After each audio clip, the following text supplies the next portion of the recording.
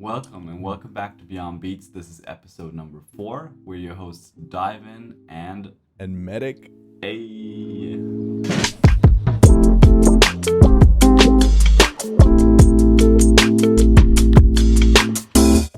So my script says that I should start out by saying address the great lengths we go through, and then in brackets it says time zones are a bitch. Dude, what time is it over there? Tell us about your I understand it's 6 a.m. where you're at right now. Yeah, and dude, this is my first coffee. Literally, I got up and this is still my first coffee.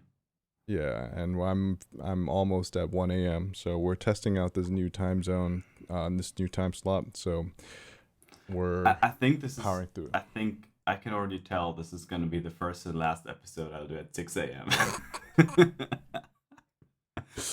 Hey, yeah, you know what? We're all for experimenting here, so we're just gonna power through it.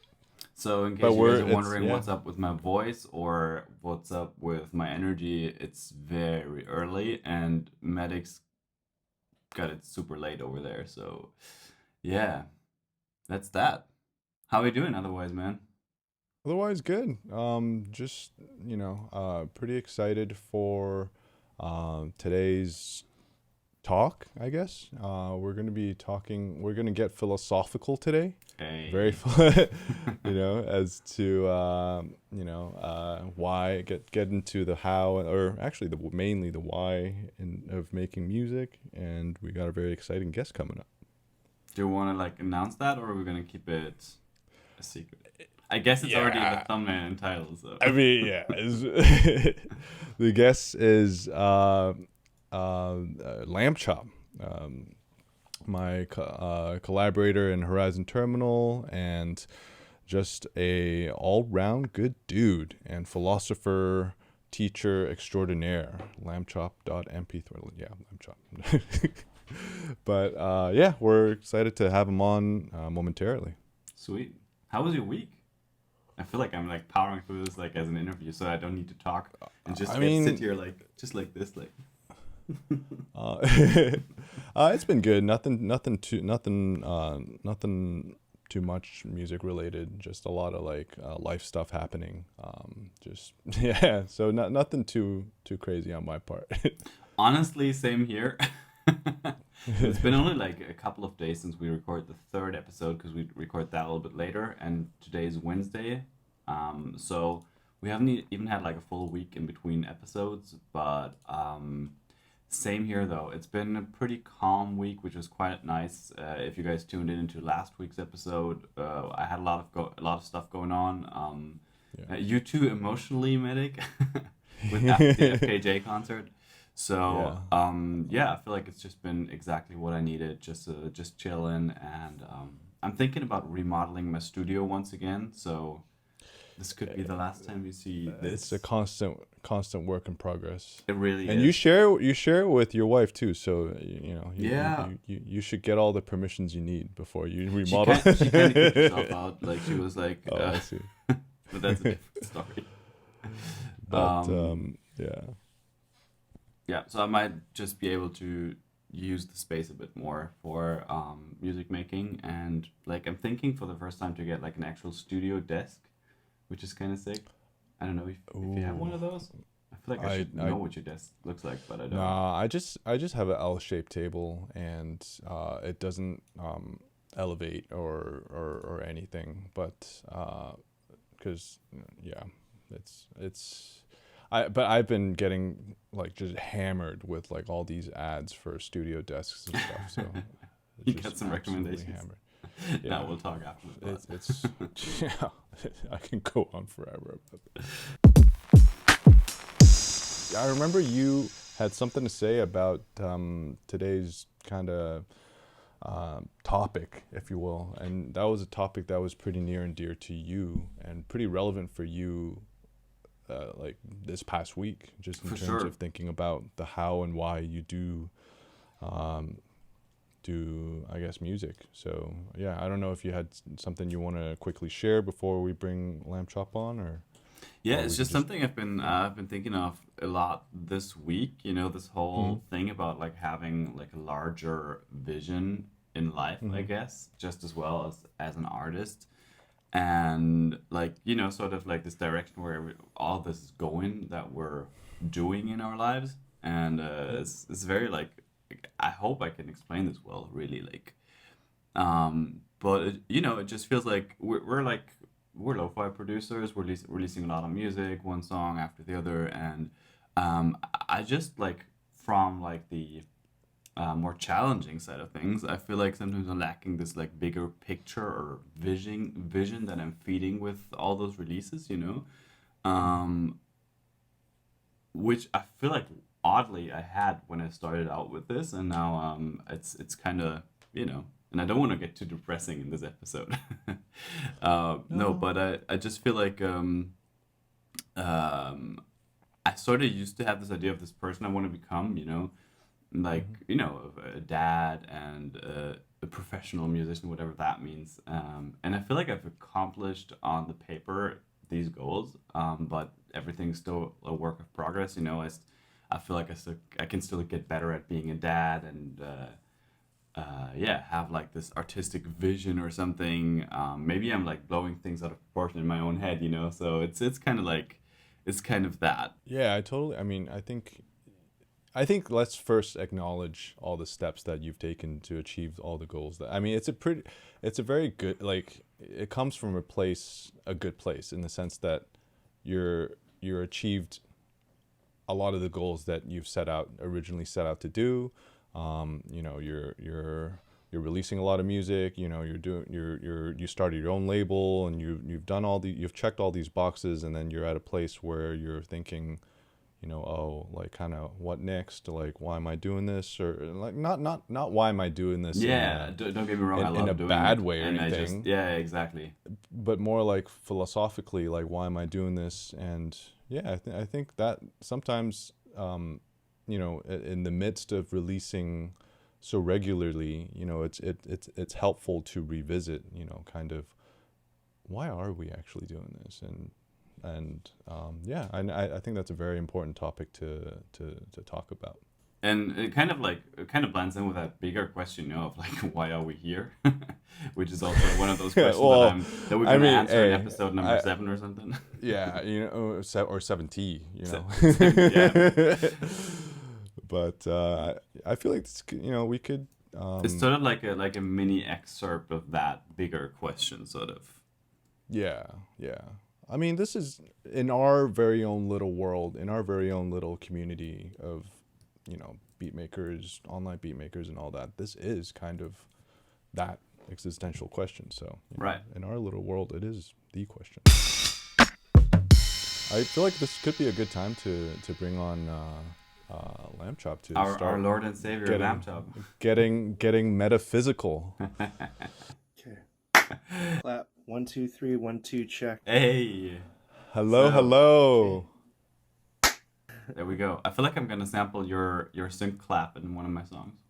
Hey, man. it's a nice clap, nice and Please, by all wet means. clap. Very clean clap. How you doing, man? I'm doing great, man. Long time listener to the show. Been listening for years and years. Hey, It's amazing to OG fan. finally be on here. I never thought I would get the chance, but I'm so excited. Speaking of life goals, right? Life goal. Yeah, speaking of why do we do this, I do this so I can get on this show. You know, I make music so you guys will interview me. Oh, man. You know, it's This is like the second- precipice to me. This is the summit. So, no, seriously, The thank you pinnacle. for being here. Thank you for having me. I'm super excited, and yeah, I can't wait to get started. But how are you guys doing? pretty good. Tired, we're but warming up. Yeah, it's a good way to wake up. Well, I've got some sobering things to talk about for sure. Some real light, like 6 a.m. conversation, but Light and breezy. light Yeah. and breezy.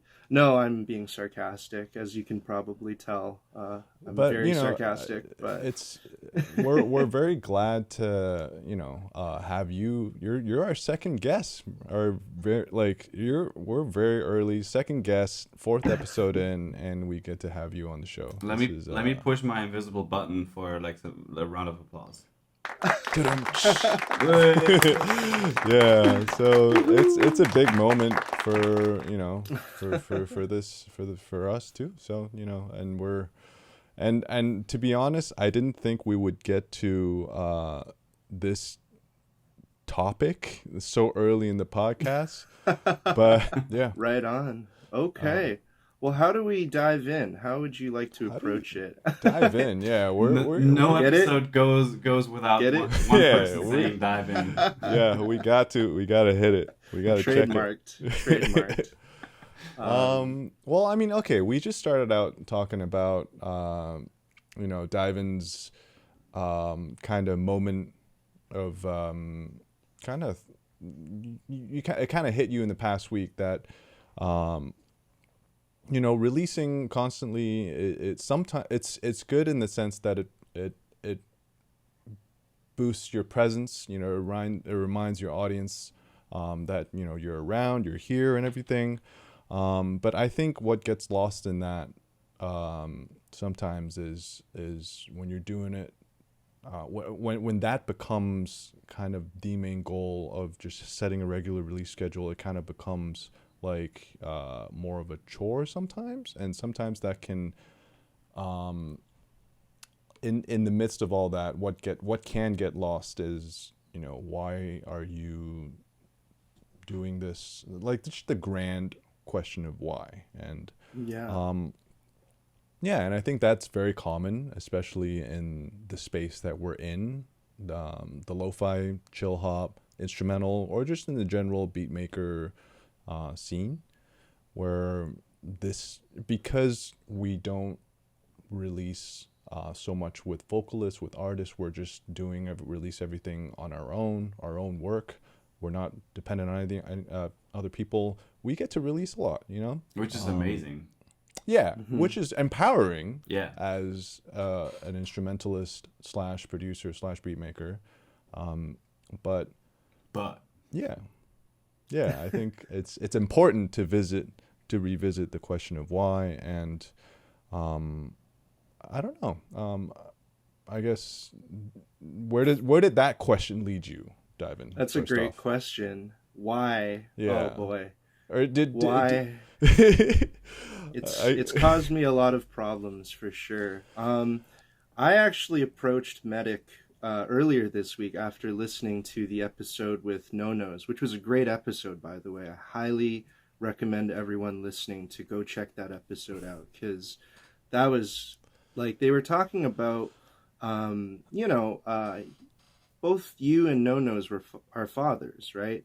And the question kind of was, what has having a child, how has that kind of affected your music? And that was a really cool topic. So I do urge you guys to check that part out.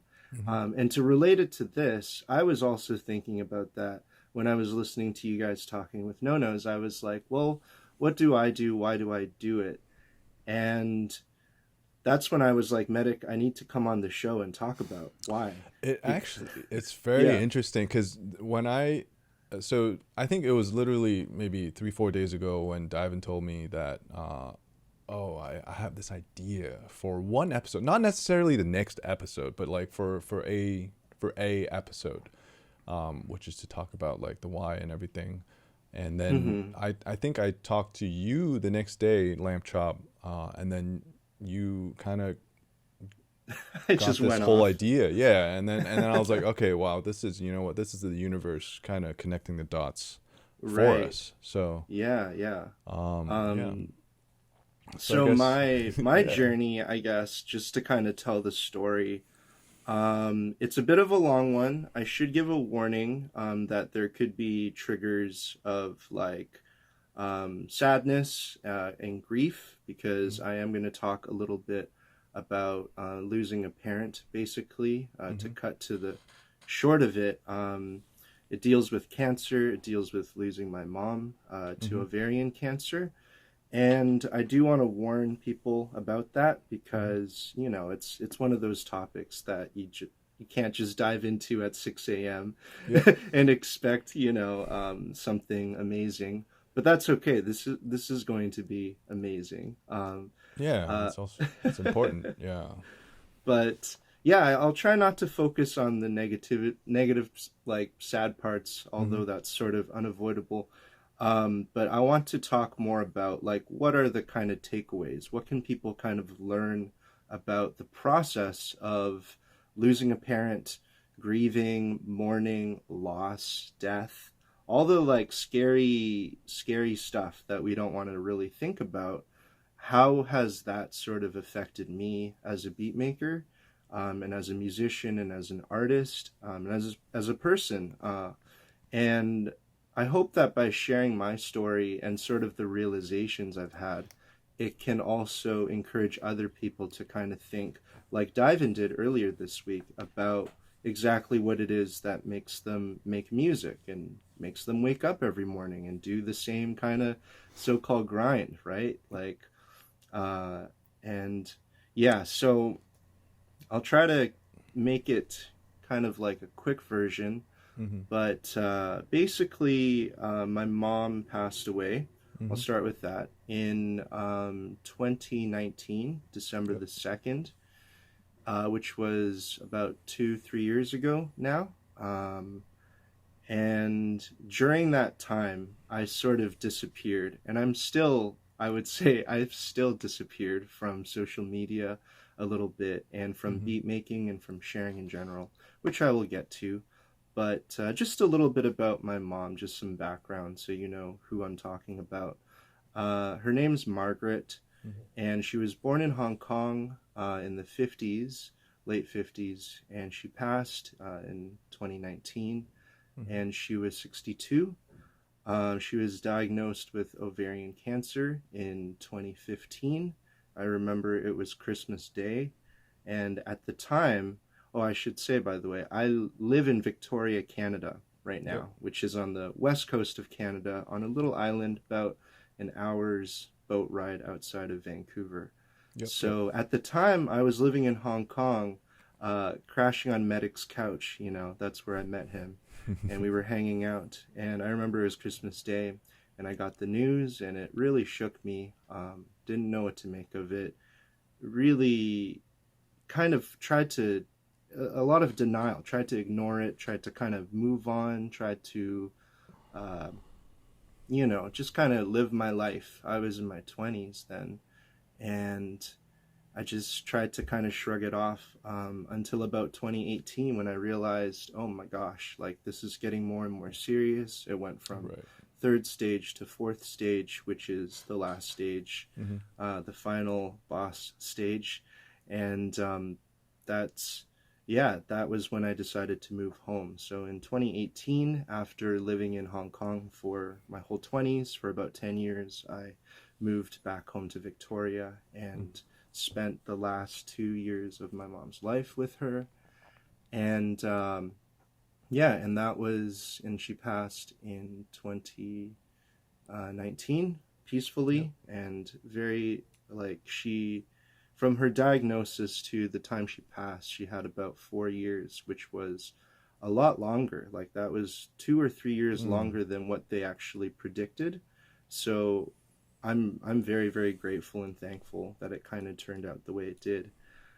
Just to kind of color her a little bit, she is a badass woman. I have so many stories about how much of a badass she is. She is so badass, okay? She was pregnant with me in '89, and she was like just about to pop, right? And at that time, there was the Tiananmen Square incident in China.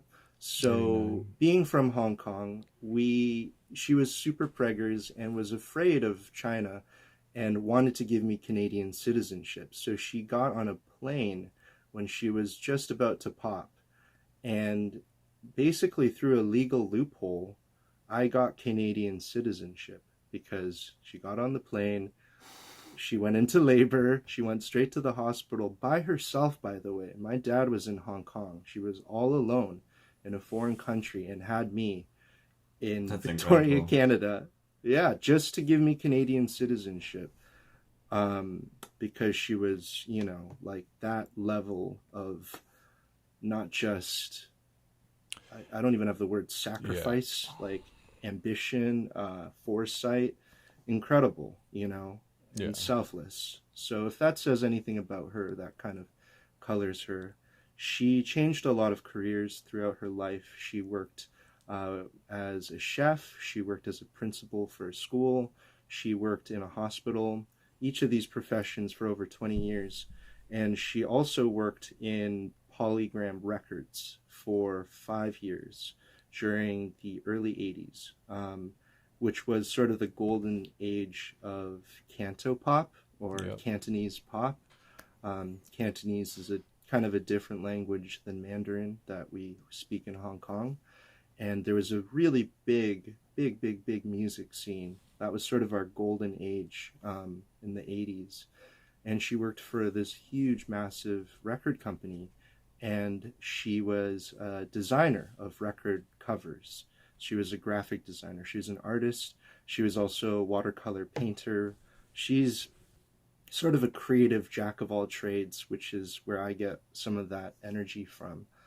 And when she worked at these record companies at Polygram, they used to basically throw out all of the records from artists that they signed that they dropped, basically. Like records that wouldn't sell in the stores, they basically gave it to their employees. So my mom has a massive record collection of now very, very rare, like Cantonese vinyl and vinyl in general. And that was one of the things she sort of imparted to me before she left.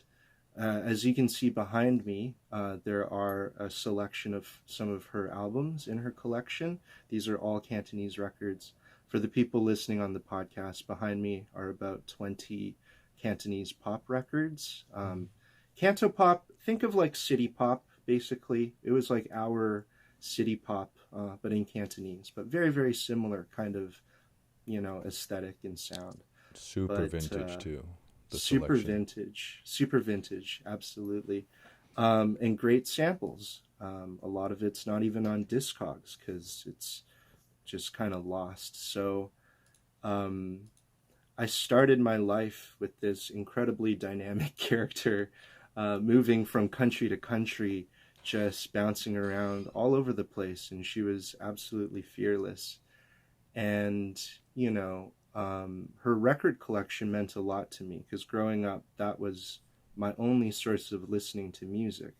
She has about 300 records in her collection now, and those are the exact records that I listened to from when I was 0 years old to when I could start listening to music on my own. So I know exactly, like, my own musical DNA is exactly in those records. I know why I like Diana Ross, or why I like Dionne Warwick or something. She had a lot of Motown. She had great stuff, really. Truly amazing musical taste for a Chinese lady living in Hong Kong in the 80s. She had just as good of a taste as someone, say, living in San Francisco, like Haight-Ashbury in 69. She had the same taste as like the hippies, and it's crazy. She went after the crates. Yes. When I think of spending time with my mom as a kid, I think of like her putting on a record and she would teach me to draw. Those were kind of our two things. Does that paint a good picture? As far as I can tell, well, first of all, thank you for sharing that. That's very moving, which is, I think, why we're both being so silent, because I'm just taking it all in. And I think it paints a really good picture, like I said, as far as I can tell, but yes. Yeah. Okay, good. Okay. I haven't lost you yet. Okay, good. Definitely not. So let me go and bring it back to me now. So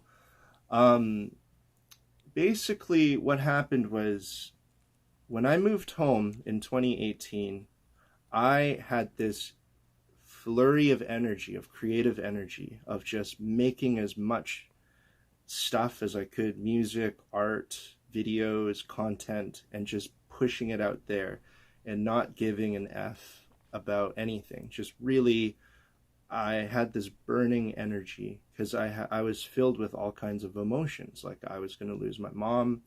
There were moments of intense happiness and moments of intense sadness, and that brings a lot of creative energy where you're just making and making and making.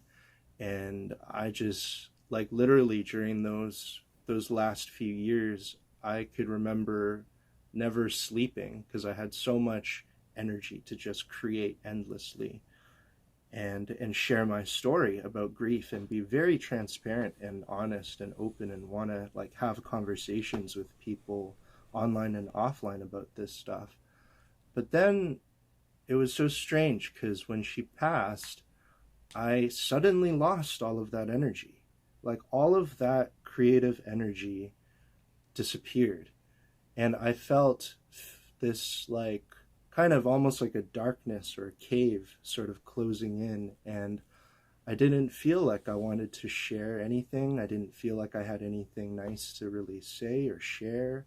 I would think about my week and like, what did I do that week? It's like, no, it's just kind of sad. I didn't do anything. I just stayed inside. I was just bummed, missing my mom, kind of grieving and stuff. So I couldn't really get back on the train again, like of kind of like what you were describing, DYVN, a week earlier, of like a release schedule, making beats, making like having communication with people, meeting new people, putting yourself out there, all these things that we do as beat makers day to day that sort of almost seem second nature to us. Suddenly all of those things I just couldn't do it. And I feel like it's oftentimes that the music we make is supposed to give people, put them in a good mood, put them in a good, at least in a good state, you know. So when I'm not in a good state, which, I generally am, don't get me wrong, how can I do that? How can I pass on that good feeling to others? If it's not genuine, then, you can tell if it's not genuine. So right, exactly. You can't force the feeling, right? Exactly. Of the music you're trying to make. Like if you're not happy, it's going to be very hard to make like an EDM song, Right. So yeah, I went from the most creative period in my life to the most uncreative period. Like I had lost all of my abilities or something. And it took a lot of reflecting to realize, I think why I felt this crazy urge to just share was because I felt that time was expiring. And I felt the physical ticking away of the minutes and how I needed to make every single minute count. I needed to go until 2 or 3 a.m. to make the most of that day and squeeze like every bit of life out of every minute, because life was precious. But then when life was lost, it kind of just distorted this whole idea. And it's like, yes, well, I do know life is precious, but then I started to get like lost in all these questions of, well, what am I supposed to do with my life? Why do I make beats at all? Was I just pouring myself out there to get views and likes? Like, probably not. My story was kind of sad, So what was it that drove me? And I think, to be honest, a lot of it was very extrinsic. Like the motivation to make music was not coming from within. So it could have been for things like validation, to impress somebody, to prove to myself that I can play an instrument, that I'm cool, etc. The list goes on. It's very vain. It's very narcissistic, to be honest.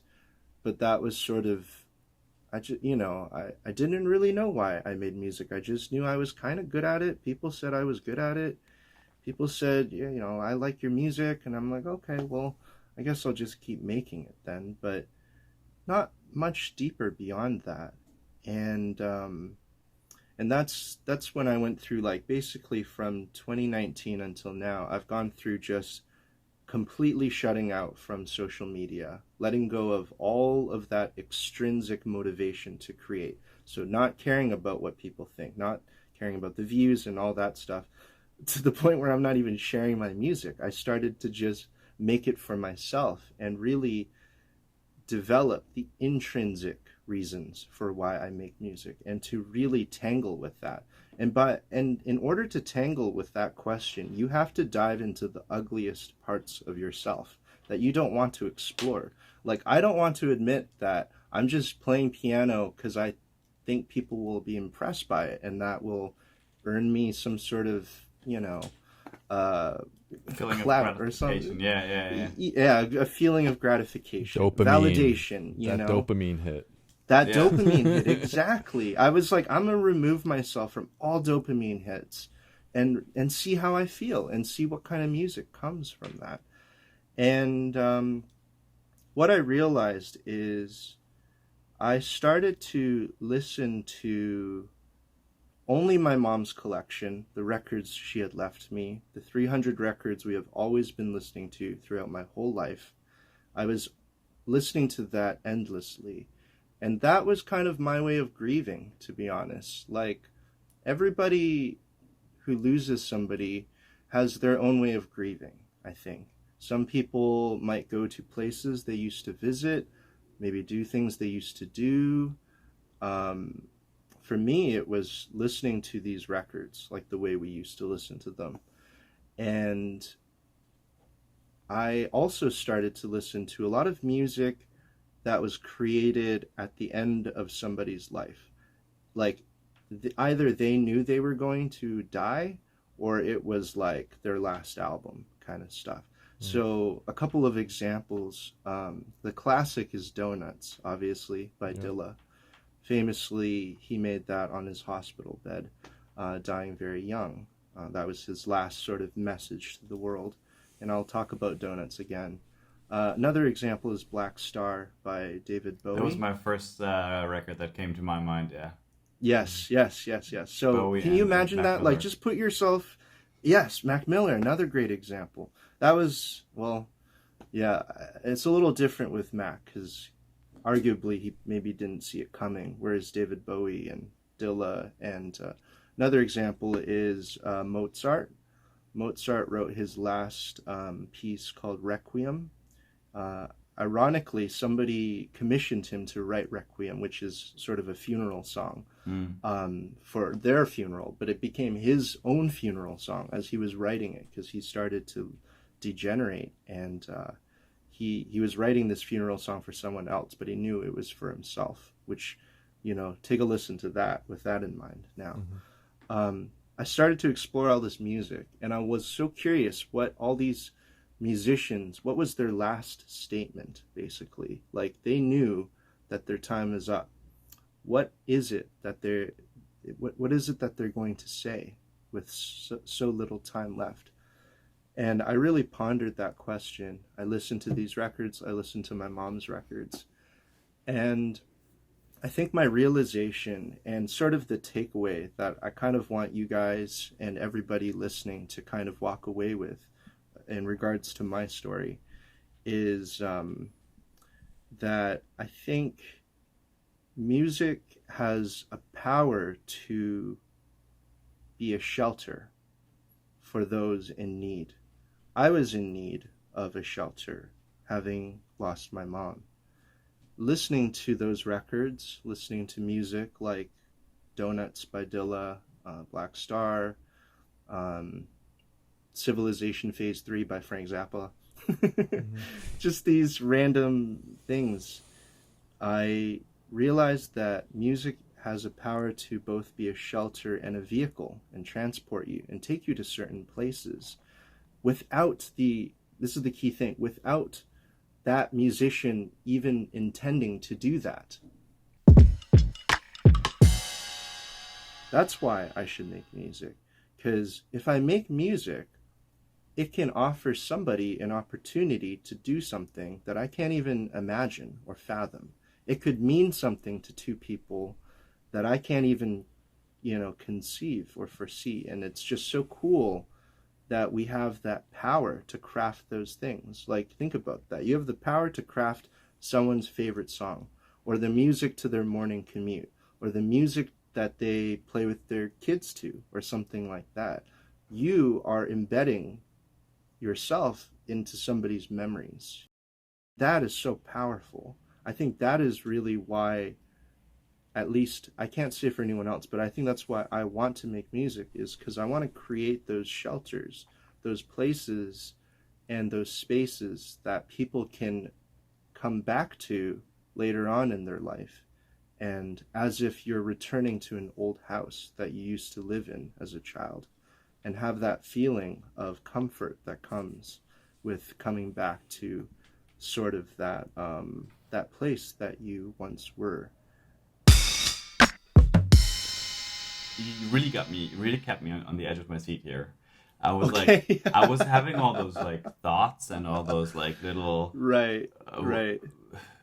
and then I was like, no, just let him go on. I just Yeah. Oh, it's all good, man. But I guess I just have like a couple final things to say before I stop monologuing. For sure. But yeah, just to kind of Please. focus on the point, the thing I want to take away, a lot of things to take away and unpack, man. Honestly, I've gone through so many different things. We could talk about Dilla. We could talk about, end of life albums. We can talk about final statements, etc. But a lot of that is very serious, by the way, and very heavy stuff. So in order to lighten it just a little bit, I want the takeaway to be this. Basically, when you're thinking about why you make music, consider if the reasons are extrinsic, like determined from things outside of you or not within yourself, Are they things that relate to ego? Are they things that relate to an audience or money, or what is it, like clout, validation? Or are they things that are more internally driven? Like, I want to create something that connects me and my daughter forever, for example. Something that only I can create for my daughter. Is it something that is a way for you to maybe remember a certain time or place in your life, a certain feeling, a certain person? Yeah. Yeah, so I urge people to be honest to yourself when asking the question, why do I make music? Why do I want to be a musician? And be careful whether or not those reasons are extrinsic or intrinsic. Now, if they are extrinsic, I warn you that there are going to be a lot of things that will affect your journey beyond your control, because why you make music is not entirely in your court. It's like, depends on who's listening, right? Like, if no one listened to your album, it's like if a tree falls in the forest, man, are you still gonna make music? Like, Exactly. Does it still make a sound? Nah, man, right? I'm cool. So that's the real question that none of us want to think about. If nobody listened to our music, we didn't even share it, which I can speak from experience. I haven't put out nothing, right? If no one listened to your music, would you still make it, right? Why or why not? There's no right answer. I'm not saying one thing is better than the other. I'm saying, have an honest conversation and a look in the mirror, because I think it's very healthy. And regardless of what you find in that process, I think it strengthens your resolve to create music in the long term, knowing, okay, I am purely driven by profit. Like, that's fine. I purely want to make a living off of music. That's totally fine. That's cool, right? But be honest about that, right? At least to yourself up front. Know that before you engage in a conversation, right? Just know where you're coming from, I guess. And I think in the end, it's all about finding that balance of all those factors. Because if you, obviously, if in many of our cases, music has become a substantial income of what we do. Obviously, being driven by profit is a factor that we can't ignore, which I don't like that. Don't get me wrong. I would rather try to live in that idealistic artistic world like I used to. But then again, that's also a world where a day job drives me crazy.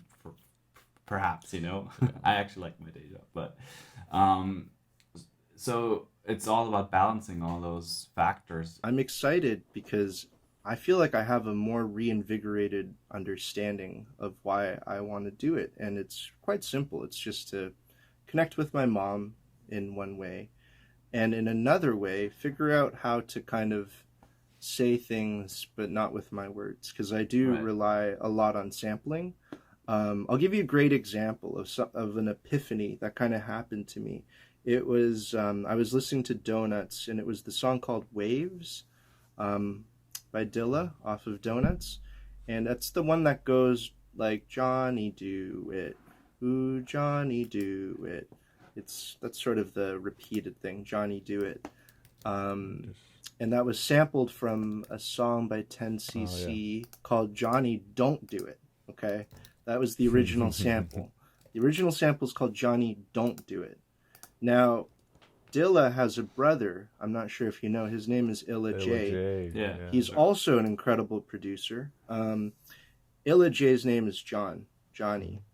And that song, Waves, off of Donuts by Dilla, is a song directly directed towards Johnny, his brother, right? This is Dilla's final message in his album to his own brother. And what is his message, right? He took the song, Johnny Don't Do It, and he turned it, and by chopping it and sampling it, he flipped it to say, Johnny Do It. He's urging his brother to do something, to go forth, and he doesn't say exactly what to do, but by chopping, he's able to kind of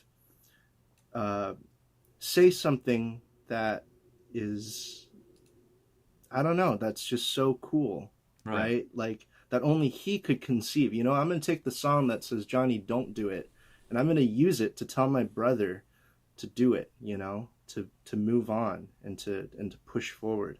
I think And it's that's a got really like, cool example. it's also very important that song also has a very like feel good like vibe. It's very feel good uplifting type vibe too. So because if it was like Johnny Do It and it was like super like hard and boom bap and like it wouldn't. So like I think that combined with the feel good nature of the song really kind of brings the message out.